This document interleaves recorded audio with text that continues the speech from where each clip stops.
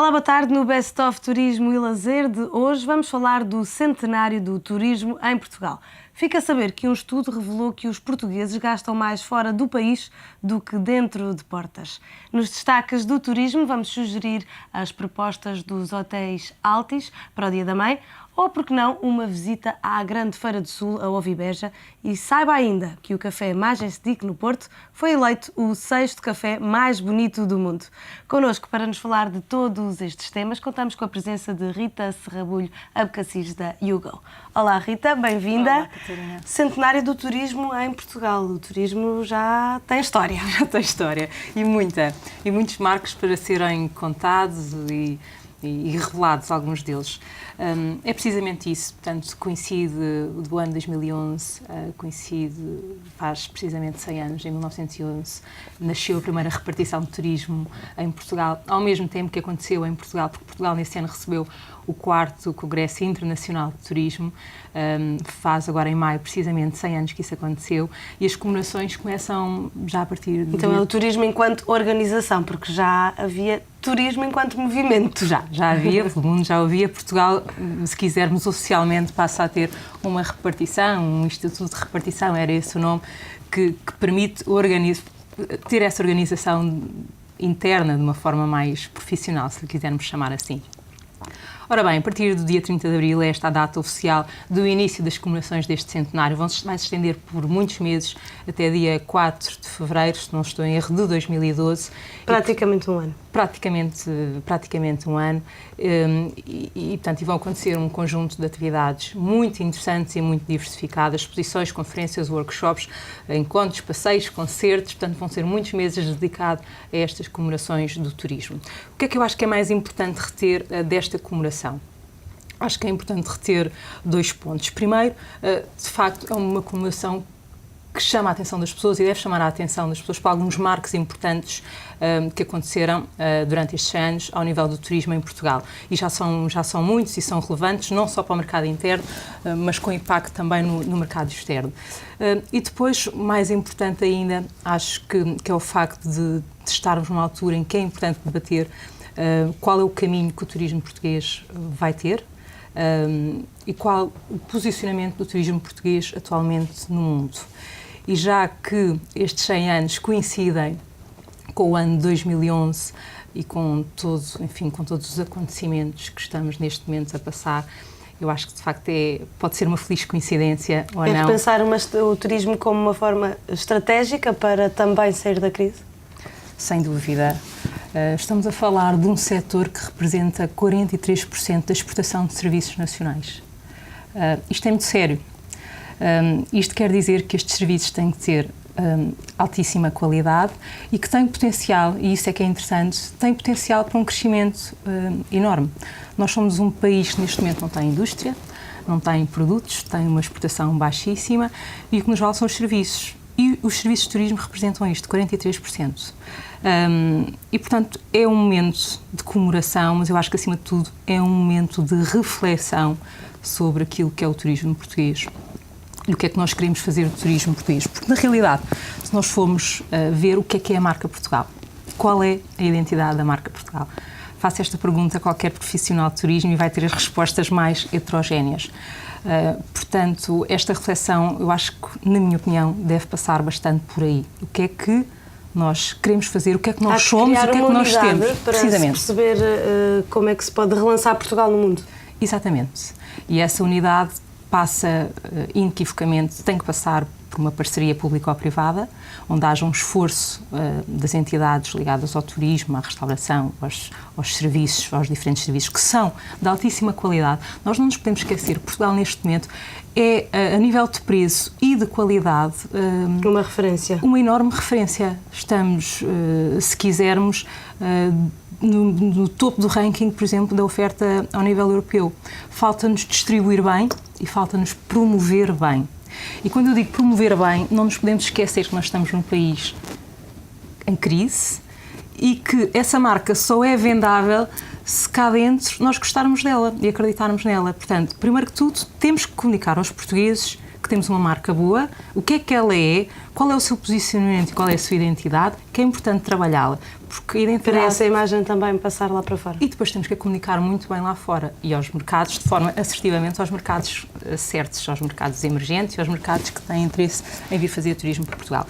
E, portanto, isto é o que eu reti destas comemorações que vão agora ter início. Então é também uma chamada de atenção para quem trabalha o turismo em Portugal? Eu acho que é uma chamada de atenção para os portugueses, não só para quem trabalha o turismo, porque muitas vezes quem trabalha o turismo, quer dizer, está aliado também um pouco da realidade, que também quer puxar um pouco a base à sua sardinha, quer dizer, isto é difícil para todos. É muito importante, e nós já lá vamos, curiosamente, o tema que vamos falar a seguir prende-se muito com isso, com o facto das pessoas fazerem férias lá fora.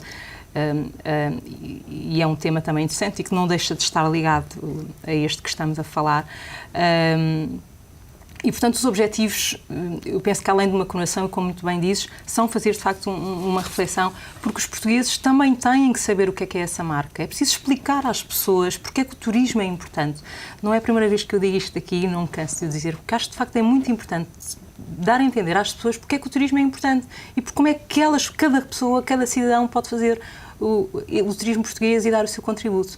E, portanto, este centenário, penso e espero que sirva também para isso. Para terminar, relativamente ao centenário, estávamos a falar que vão acontecer uma série vasta de conjunto de em quase um ano de comemorações, não é? Quase um ano de comemorações.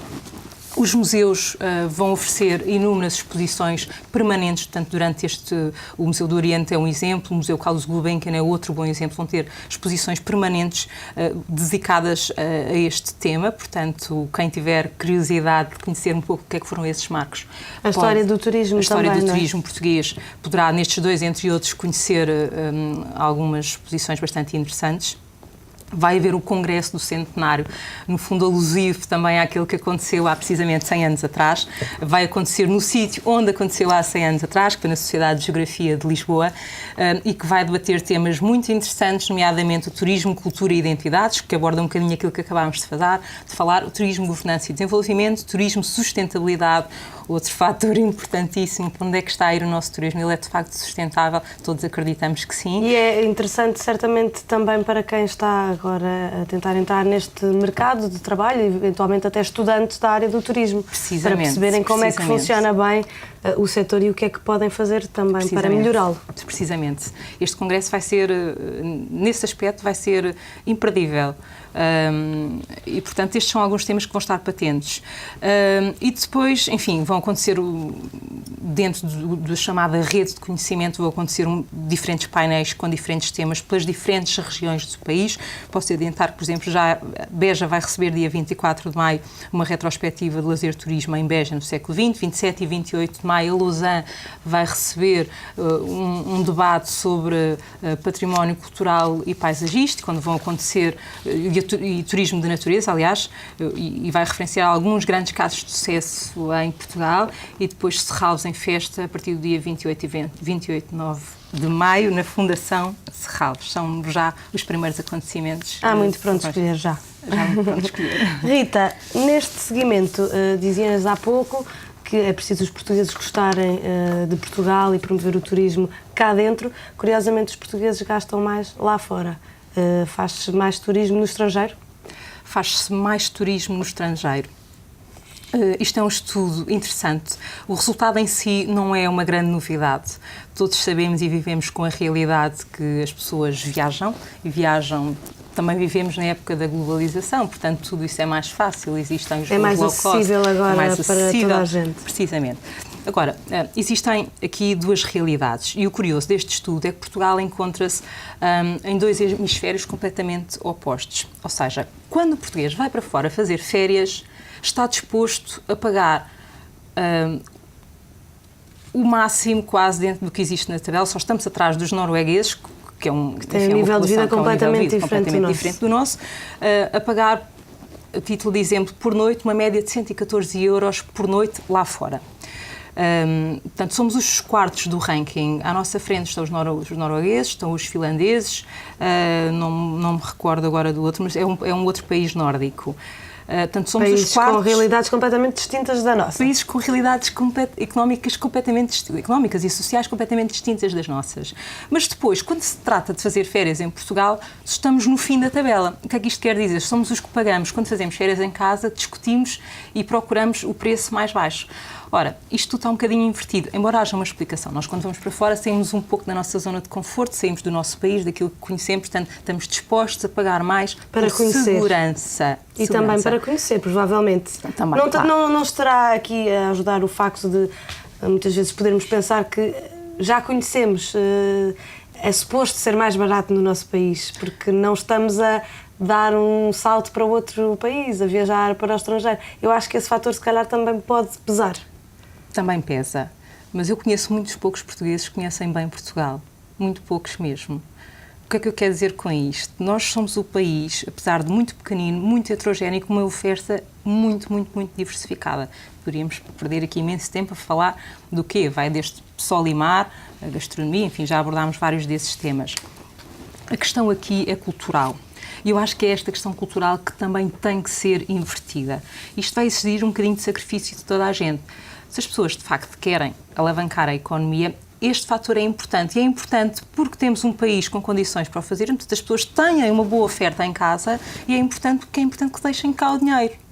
Agora, para isto também é importante que a hotelaria e que o setor do turismo se organize para que as pessoas, numa altura tão difícil, se consigam fazer férias cá dentro e que se torne mais barato fazer férias em Portugal do que ir para fora. Só assim é que estão reunidas as coisas, as pessoas vão continuar a ir para fora.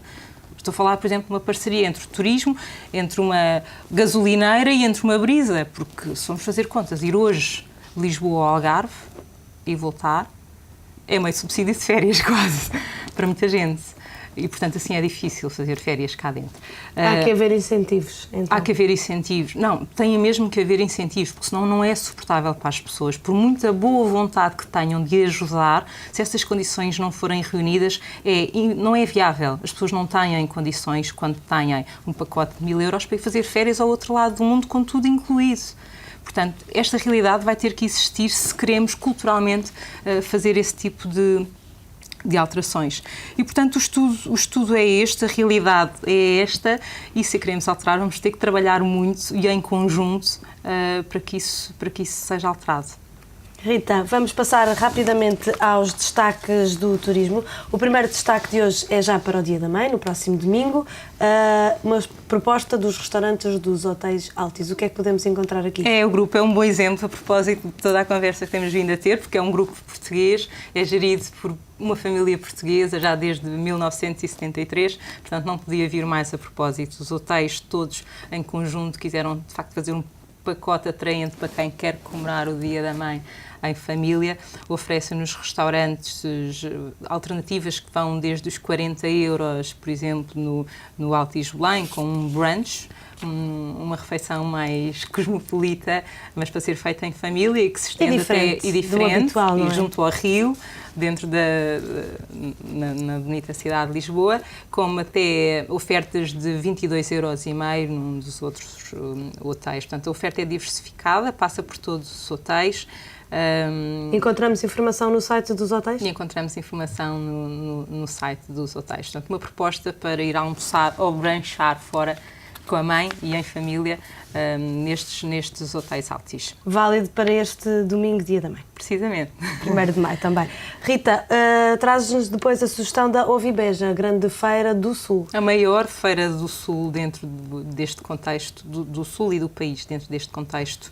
É a 28ª edição, vai decorrer de 4 a 8 de maio. Várias propostas, o mundo rural em festa, com oferta de workshops, fóruns, concursos, desportos equestres, muita animação. Um destaque especial para o primeiro concurso internacional de azeites, quando eu digo com azeites portugueses, com azeites também? Portugueses bastantes. Obviamente, para concorrer é necessário que os azeites cumpram os requisitos de qualidade enfim, genuinamente definidos na legislação. Nós, felizmente, em Portugal temos bastantes. E azeites premiados. E depois a parte mais lúdica do festival, que tem a ver com, enfim, com a Ovinoite, como lhe chamam, onde vão acontecer uma série de espetáculos com bandas conhecidas, portanto, a decorrer até ao dia 8 de maio. Chutes e pontapés, as turnas académicas, diferentes turnas académicas, que Expensive Soul são algumas das bandas que vão subir ao palco. Terei muita gente, certamente, até Beja. Rita, temos ainda tempo para dizer que o Café Majestic, um café histórico, foi eleito o 6º mais bonito do mundo. Sim, pelo site da UCity Guides, que é um site de grande referência, está entre o top 10. O 6º, como dizes, embora o site refira que a globalidade, ou a maior parte dos bonitos cafés ou interessantes ou mais conhecidos cafés vivem na capital portuguesa, o prémio ou o destaque vai para o Majestic no Porto. Eu só para citar, eles referem que o Majestic, de facto, reúne condições extraordinárias e arquitetónicas únicas, portanto, é a nível de fachada e a nível de interiores. E, portanto, o antigo Elite, porque era assim que ele se chamava quando abriu as portas a 17 de dezembro de 1921, e hoje Majestic está considerado entre os 6 cafés mais bonitos do mundo. É uma grande referência. A visitar, então, no Porto, o Majestic. Obrigada, Rita, pelas tuas sugestões. Catarina. Ficam, então, aqui as sugestões do Best of Turismo para aproveitar já a partir deste fim de semana. Já sabe, nós voltamos na próxima segunda-feira com mais novidades do mundo automóvel. Até lá, tenha um excelente fim de semana.